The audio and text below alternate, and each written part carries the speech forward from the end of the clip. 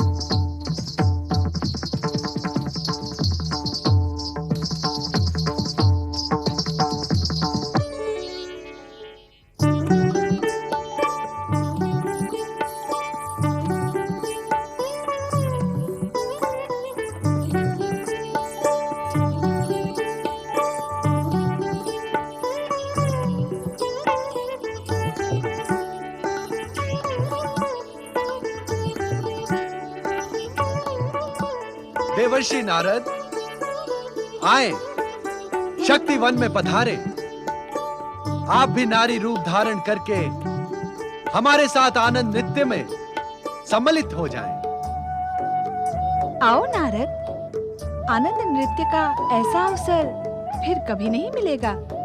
नहीं नहीं माता, कृपया आप मुझे क्षमा करें। वैसे भी मैं आपका ये अनुपम रूप देखकर आनंदित और आश्चर्यचकित हुआ हूं।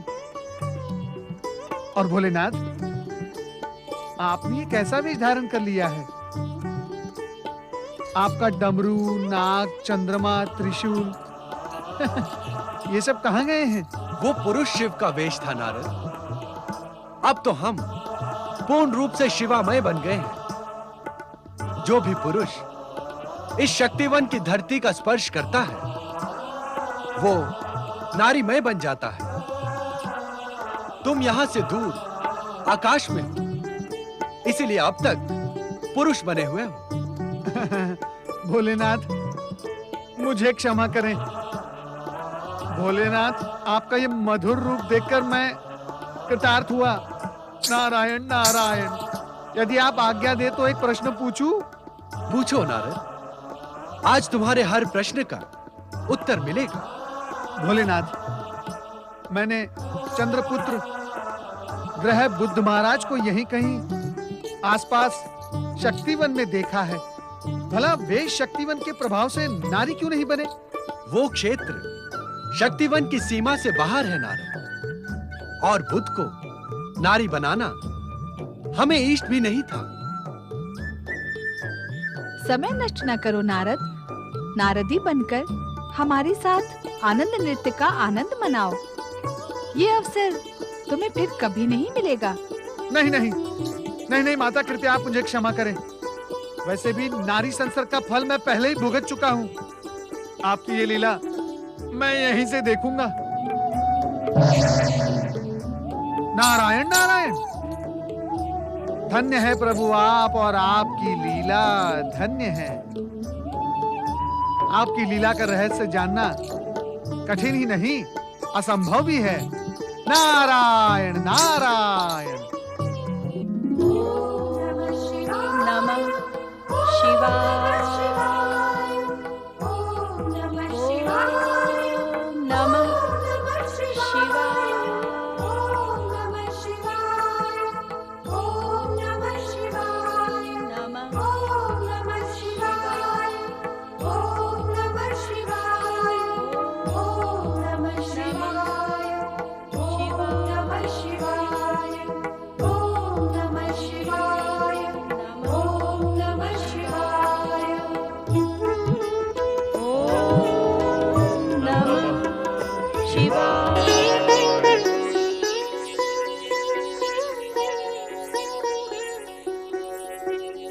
प्रणाम ब्रह्मदेव जी। सदा सुखी रहे महारानी, आपकी समस्त कामनाएं फलीभूत हों। राज ज्योतिषी जी एक अत्यंत शुभ समाचार लेकर पधारे हैं महारानी। शुभ समाचार? कैसा शुभ समाचार महाराज? भगवान शिव और माता पार्वती कैलाश छोड़कर हमारे काम्यक वन में निवास कर रहे हैं। हम धन्य हुए, हमारा राज्य धन्य हुआ। भगवान शिव और माता पार्वती का आगमन काम्यक वन में, इससे अधिक शुभ समाचार और क्या हो सकता है? हमें भी यह शुभ समाचार सुनकर अत्यंत प्रसन्नता हुई है। भगवान शिव हमारे आराध्य हैं। उनके प्रत्यक्ष दर्शन पूजन का अवसर हमें मिलेगा।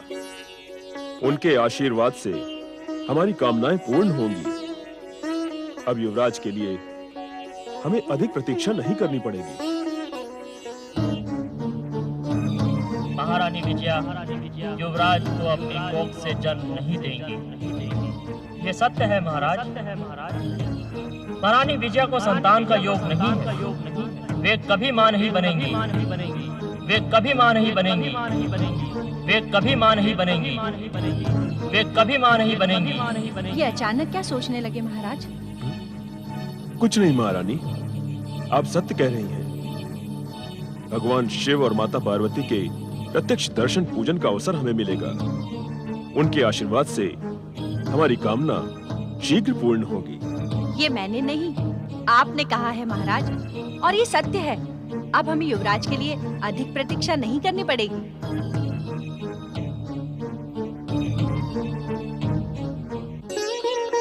हाँ महारानी, हमने ही कहा था।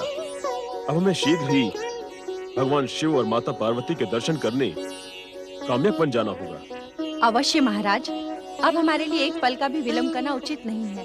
तत्पर प्रस्थान करें। ओम नमः शिवाय।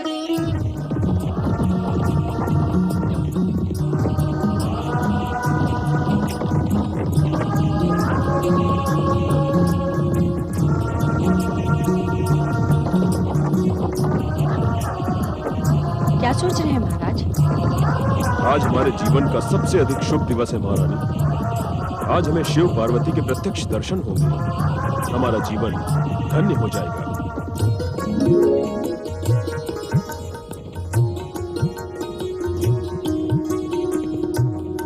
नारायण नारायण।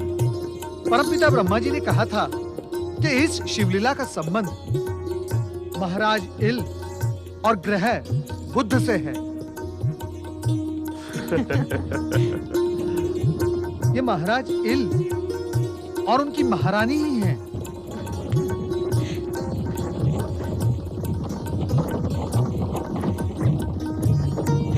अरे रे रे रे रे रे, ये तो शक्तिवन की ओर जा रहे हैं। परंतु क्या महाराज इल को ये सत्य नहीं पता कि शक्तिवन में प्रवेश करते ही प्रत्येक पुरुष स्त्री बन जाता है? महादेव, ये क्या होने जा रहा है? नारायण नारायण।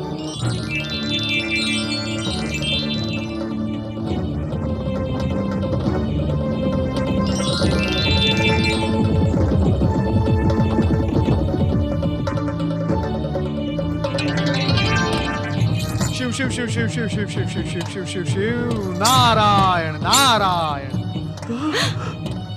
महाराज इला बन गए स्वामी। अब क्या होगा?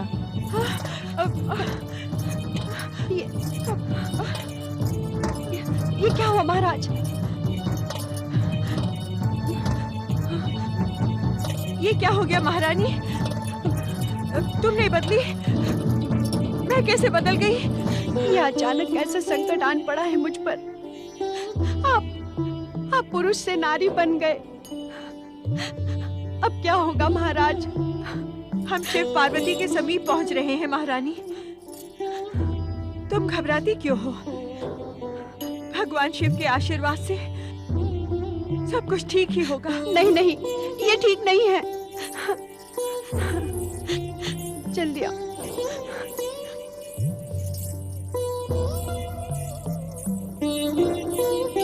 मैं भी नारी बन गया।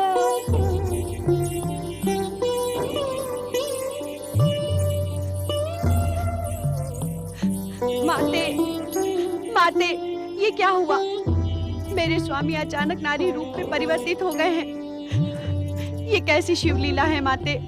और प्रभु शिव शंकर कहाँ हैं? इस शक्तिवन में प्रवेश करके कोई पुरुष नहीं रह सकता महारानी विजया। यही है प्रभु शिव शंकर।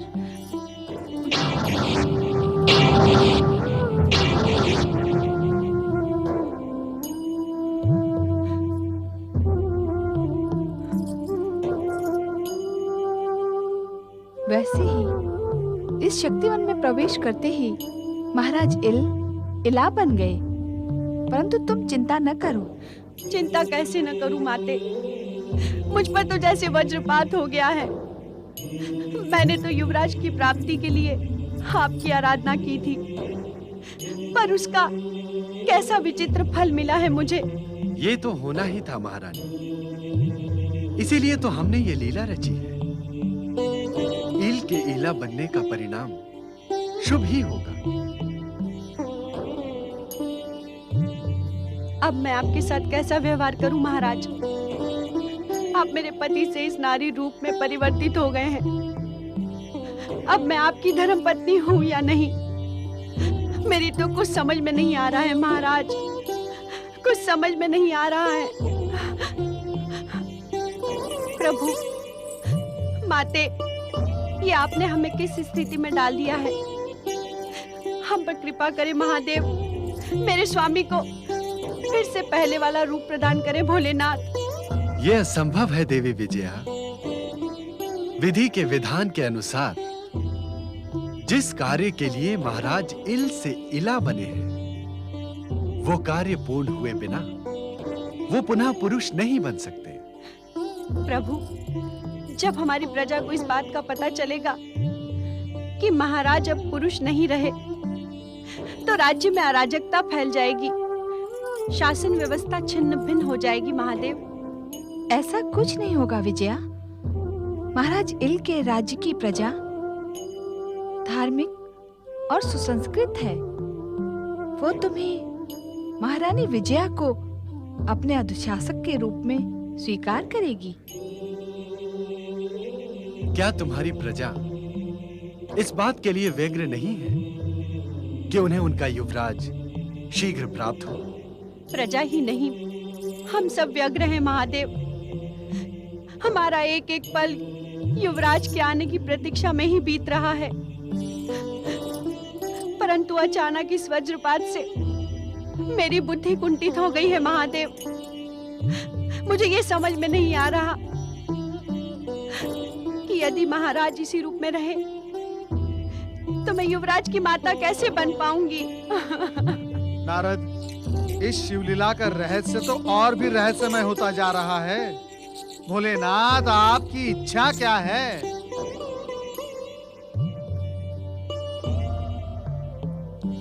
सोच क्या रही हो देवी?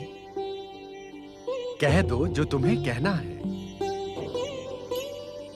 महारानी विजया की दुविधा दूर करना तुम्हारा कर्तव्य ही नहीं, धर्म भी है।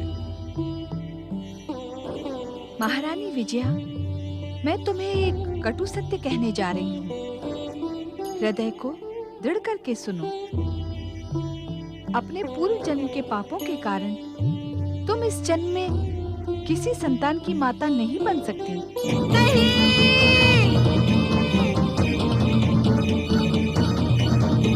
नहीं माते, मुझ पर ऐसा आघात ना करे, ऐसा आघात ना करे माते।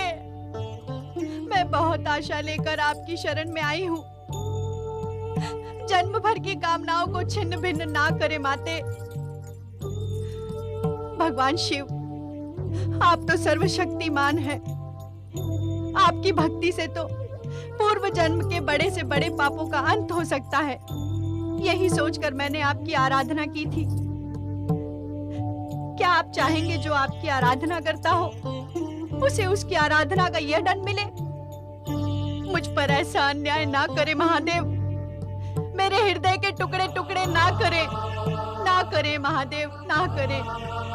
एक और कटु सत्य तुम्हें सुनना है महारानी। तुमने हमारी आराधना तो की, परंतु तुम्हारा मन शिव भक्ति में नहीं, पुत्र को पाने की कामना में लीन रहा। तुमने शिव भक्ति करते हुए शिवलिंग में शिव को नहीं, पुत्र मोह में पड़कर बुद्ध को देखा।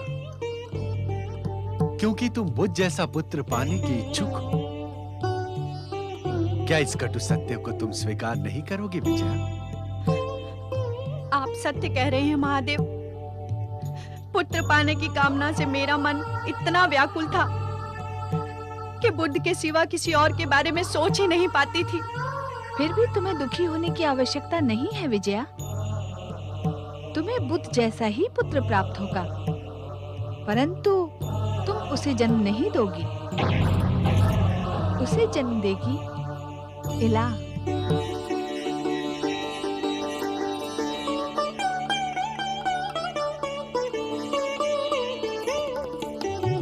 इला, तुम्हारा शरीर शिवलीला के कारण नारी में परिवर्तित हो गया है, परंतु आत्मा वही महाराज इल की है।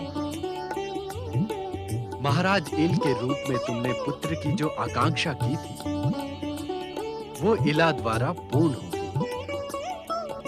तुम इससे सहमत हो ना?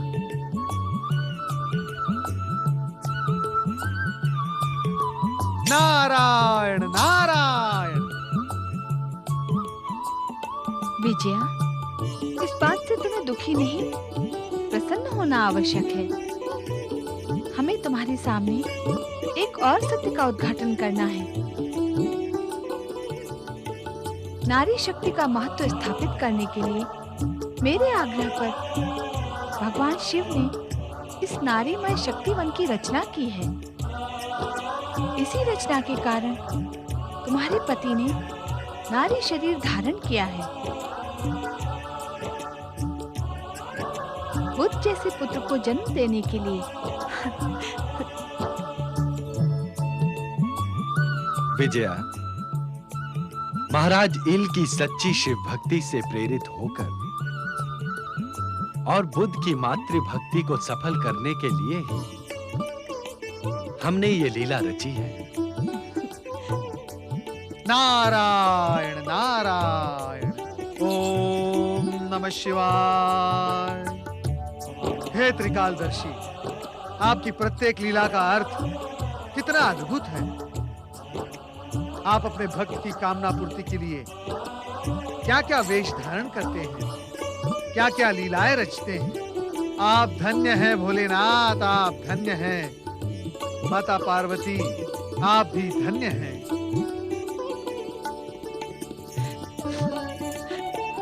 आप दोनों ने मेरे लिए इतना किया। भोलेनाथ, माता पार्वती, आपने मेरी इच्छा पूरी ना करके भी मेरी इच्छा पूरी कर दी है। आप सचमुच महान हैं, सचमुच महान हैं। अब सच्चे मन से बिना हिचक के इस सत्य को स्वीकार करो और नारी शक्ति को प्रमाणित करने के लिए महाराज इल के राज्य का शासन करो। माते, क्या सदा के लिए मेरे स्वामी लीला के रूप में ही रहेंगे? नहीं माते, नहीं, ऐसा अनर्थ मुझ पर ना करे, ना करे माते। देवी पार्वती, पुत्र जन्म के पश्चात महाराज इल को इला के रूप में रहने का कोई प्रयोजन नहीं है। महारानी विजया की प्रार्थना पर ध्यान दो। जैसी आपकी आज्ञा स्वामी। महारानी विजया, अपने स्वामी का वियोग तुम्हें अधिक समय तक नहीं सहना होगा। ये एक माह स्त्री और एक माह पुरुष बनकर तुमसे मिलते रहेंगे। ये आप क्या कह रही हैं माते? क्या ये संभव है? इस संसार में असंभव कुछ भी नहीं है विजया। देवी पार्वती का हृदय करुणा से भर आया है। मातृ धर्म का पालन करते हुए भी महाराज इल तुमसे मिलते रहेंगे और 1 वर्ष के पश्चात युवराज को लेकर तुम्हारे द्वार पर उपस्थित होंगे। तुम दोनों की कामना पूर्ण होगी।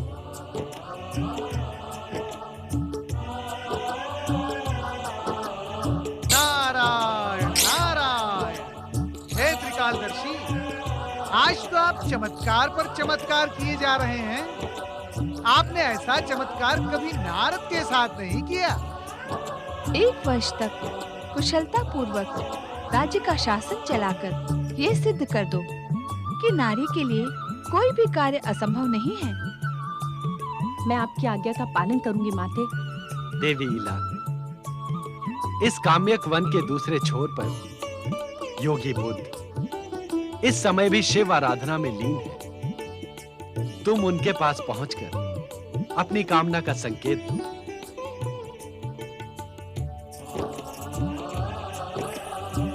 महारानी विजया, इला के लिए शुभकामना करो और समझ लो कि महाराज इल का एक पुरुष का कर्तव्य तुम्हें हंसते हंसते निभाना है। जाओ, अपने कर्तव्य का पालन करो। जो आज्ञा माते। इला, इला, इला।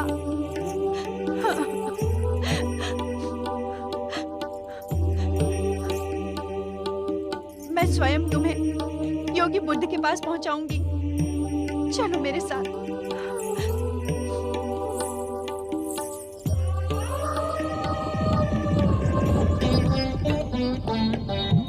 अब क्या देवी? मैं जानती हूँ आप पुनः अपना पूर्व रूप धारण करके शीघ्र कैलाश पहुँचने के लिए इच्छुक हैं। परंतु क्या देवी? इस नारीमय शक्तिवन का सुख कुछ समय और भोग लेने दीजिए। यह अवसर बार बार तो नहीं आता स्वामी। जैसी तुम्हारी इच्छा।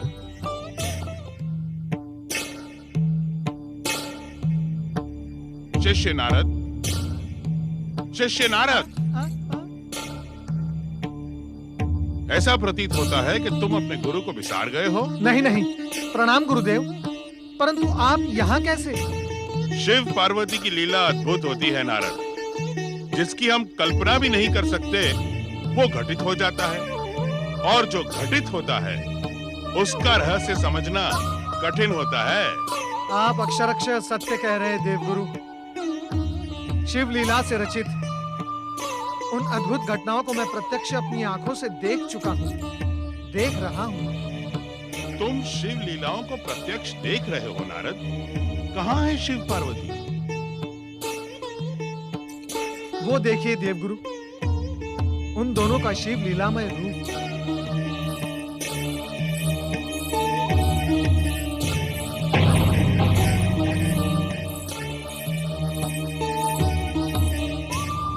ओम नमः शिवाय। आपके दर्शन पाकर मैं धन्य हो गया। देवगुरु, भूलकर भी आप शक्तिवन में ना चले जाना, अन्यथा आप नारी बन जाएंगे।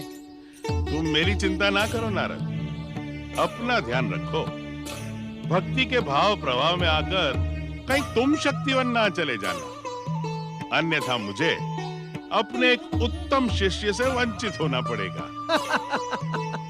देवगुरु, मैं तो भगवान भोलेनाथ और माता पार्वती के आमंत्रण पर भी वहां गया नहीं। मैं अत्यंत सावधान हूँ। कृपया आप मुझे ये बताएं कि स्वर्ग का अपना बृहस्पति आश्रम छोड़कर आप यहाँ क्या कर रहे हैं? मैं बुद्ध से मिलने जा रहा हूँ। मेरा इस समय उससे मिलना अत्यंत आवश्यक है। बुद्ध के पास जाना आवश्यक है? किस कारणवश? इस प्रश्न का उत्तर तुम्हें कुछ समय के पश्चात मिल जाएगा नारद। नारायण नारायण। देवगुरु बृहस्पति ने प्रश्न को प्रश्न ही क्यों रहने दिया? उत्तर क्यों नहीं दिया नारद? इस रहस्य का पता तुम्हें ही लगाना होगा नारद।